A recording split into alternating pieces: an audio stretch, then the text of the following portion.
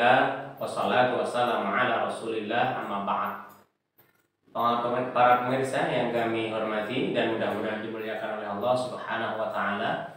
Bersyukur kepada Allah pada kesempatan kali ini kita bisa bersama-sama berjumpa dalam tausiah Ramadan tahun 1443 Hijriah. Salam dan salawat semoga tetap tercurah kepada junjungan kita Nabi Muhammad SAW, kepada para keluarga beliau, para sahabat beliau, dan kepada pengikutnya yang tetap istiqomah mengikuti sunnah-sunnah beliau. Para pemirsa sekalian yang dirahmati Allah Subhanahu wa taala, salah satu dampak yang kita rasakan terkait dengan kemajuan teknologi informasi pada saat ini adalah bagaimana berita begitu cepat menyebar. Bukan hanya lintas nasional tetapi juga lintas internasional. Begitu cepatnya berita, dalam hitungan detik dari ujung dunia di sebelah sana akan sampai dengan cepat kepada kita dan bisa kita dengarkan, bisa kita lihat secara langsung. Terkait dengan hal itu, Allah Subhanahu wa taala mengingatkan kepada kita sekalian dalam Quran surat Al-Hujurat ayat 6. A'udzu billahi minasyaitonir rajim. Ya ayyuhalladzina amanu in ja'akum fasiqun binaba'in fatabayyanu an tusibu qauman bijahalatin fatusbihu 'ala ma fa'altum nadimin. Wahai orang-orang yang beriman, jika datang kepadamu orang fasik membawa suatu berita, maka periksalah dengan teliti agar kamu tidak menimpakan musibah kepada suatu kaum di mana kamu tidak mengetahui keadaannya dan menyebabkan kamu menyesal nantinya.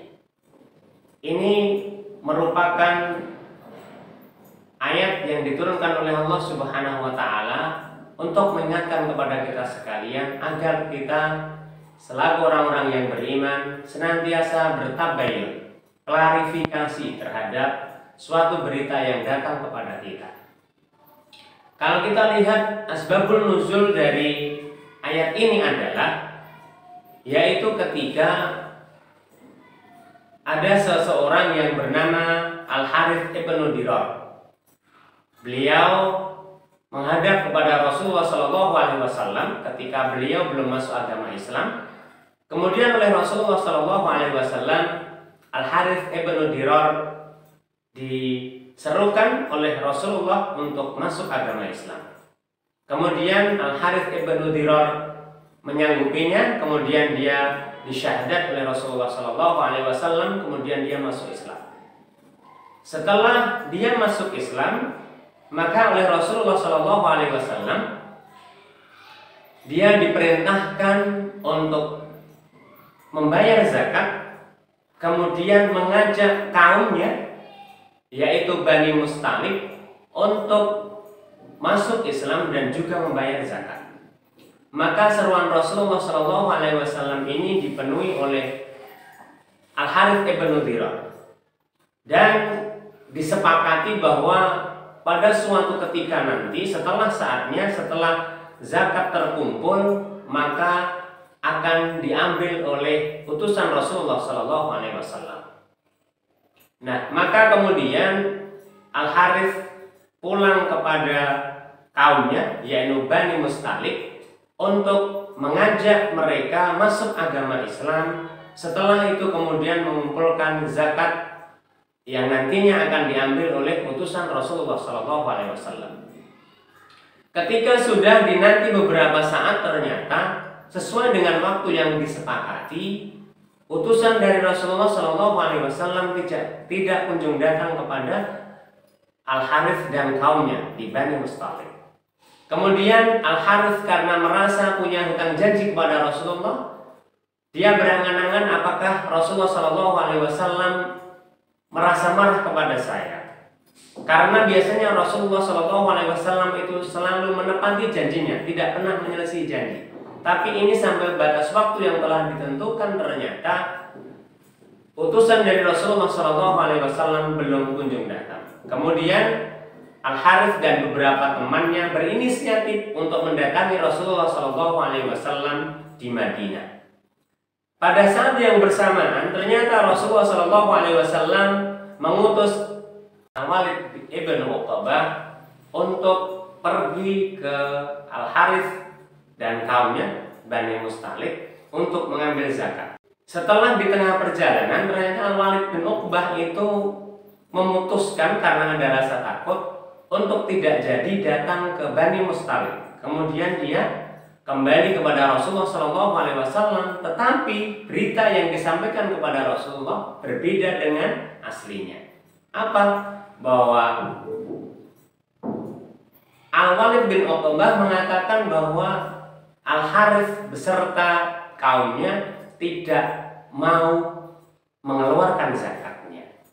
Maka kemudian Rasulullah SAW mengutus pasukan untuk memperingatkan kepada Al-Harith dan kaumnya. Begitu keluar dari negeri Madinah, berpapasan dengan Al-Harith dan beberapa temannya yang akan mendatangi Rasulullah SAW dan hampir terjadi peperangan.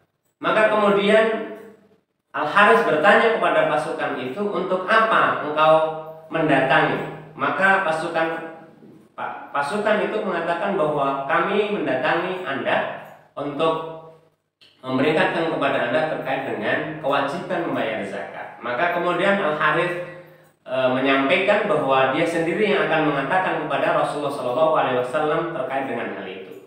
Maka kemudian Al-Harith kemudian menghadap kepada Rasulullah SAW.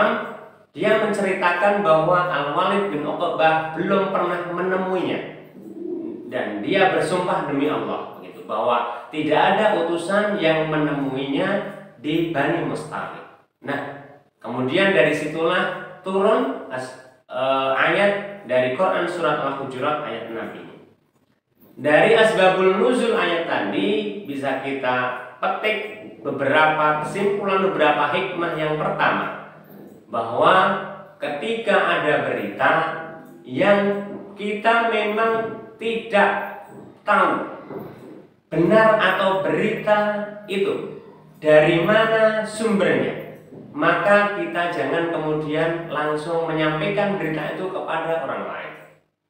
Akan lebih baik, akan lebih aman ketika kita bertabayun dulu, mengklarifikasi dulu benar atau tidak berita itu dan sumbernya bagaimana, agar nanti dengan hal ini kita tidak kemudian menimbulkan kegaduhan atau menimbulkan fitnah.